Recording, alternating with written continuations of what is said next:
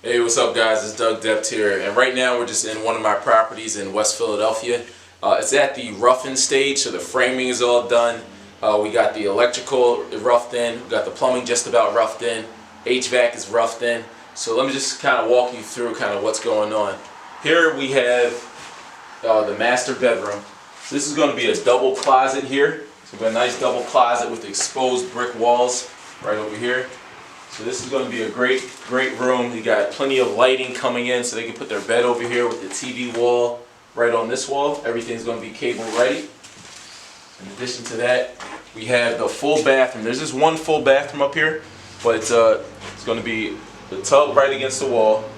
Nice surround tile going around. Your toilet is going to be right here. Your sink right here.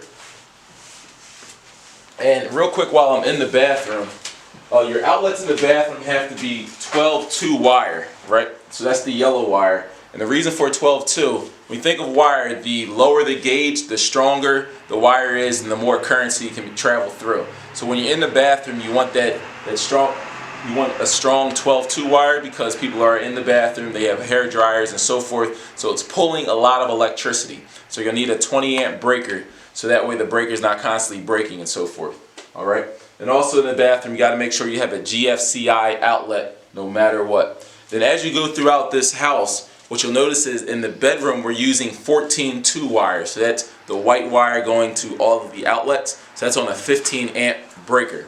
So any like wet area, for instance, like in your kitchen, you're going to use 12-2 wire. That is the yellow wire again, because when you're in the kitchen, you're plugging up blenders, you're plugging up toaster ovens and so forth. So you need to have the stronger wire that's going to be able to withstand that stronger electrical pull.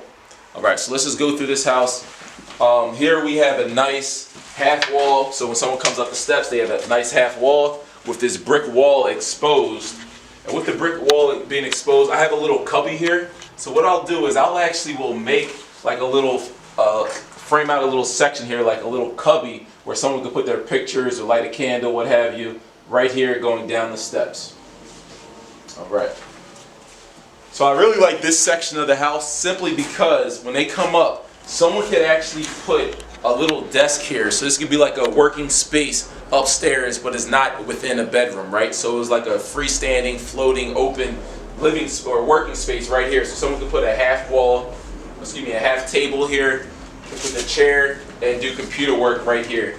And this is a circuit panel, so this is a sub panel that I brought all the way upstairs.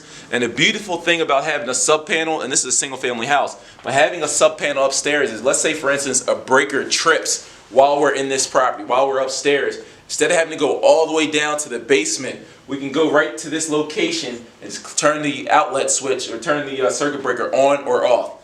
Another beautiful thing about having this panel here is instead of having to run all my wires, my main power feeds, all the way from upstairs, all the way downstairs to the main breaker panel, I can just run all of my main wires right to this sub panel, and then we have this SCR cable going all the way down to the main panel that's in the basement. So one, you're going to save a tremendous amount of money because you're going to be saving a lot of wire, simply because you don't have to run all the way down to the basement.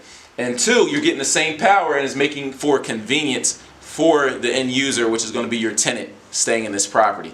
And this particular property is a single family. We have 4 bedrooms on this floor. We have another bedroom on the first floor, and then we have even another bedroom in the basement floor, right? So that's a total of 6 bedrooms. So when we do the math, now I'm playing the bedroom game here. So when I rent it out to Section 8, I'll be achieving right around $1,800 a month in rent, if not higher. So that's why we maxed out this floor plan. Originally it was a 4-bedroom house. We maxed it out and we have 6 full bedrooms. So let's go ahead and walk through the property. Here again, we exposed all the brick wall. We exposed all the brick wall going down the whole side of the property, and as much brick wall on the other side. But in addition to that, we have an upstairs washer and dryer. So the majority of the people living in the home are going to be on this floor. Therefore, there's a washer and dryer. It's going to be a stackable electric washer and dryer hookup right here on this second floor. So they're getting all the luxuries, all the amenities. They're getting a little nook office. They're getting the stackable washer and dryer here. And here we have a small bedroom. This is going to be great for like a kid with a little, car bed. One of them small beds with the bed go right here, a little shelf and nightstand over there, and it's going to be perfect size room for like a 7-year-old or even younger, right? So that's like a little nursery room, I call it. It's very small, but it still counts as a bedroom.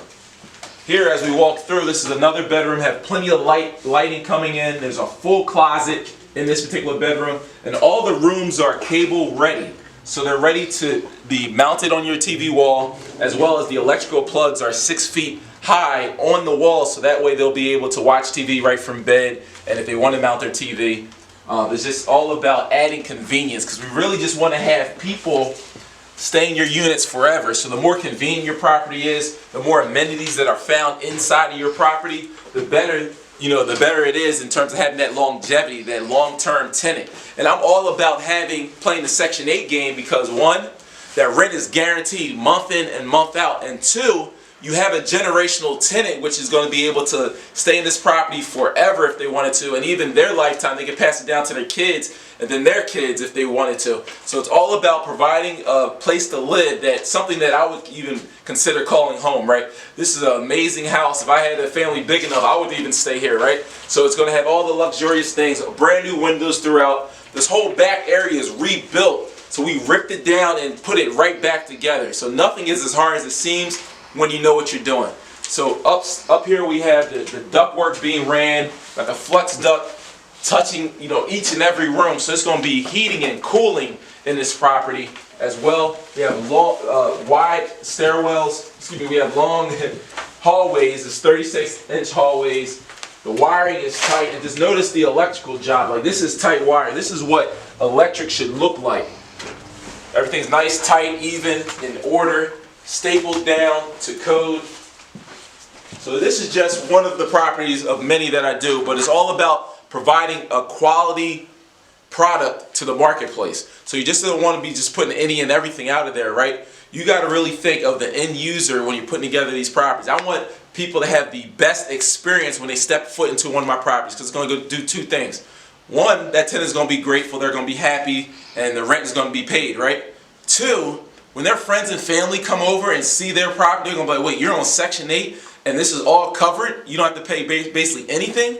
Like, who is your landlord? So they're ringing my phone, they're blowing my phone up, and they say, hey, what other properties do you have? Like, I need more property. There's so many people calling me right now. There's a whole waiting list of over 20 to 30 people right now looking for properties to rent. And I have the inventory, and I'm looking to even buy even more inventory, because I know that if I continue to put this product on the marketplace, it's going to sell, it's going to rent, and it's going to rent forever. That's the goal.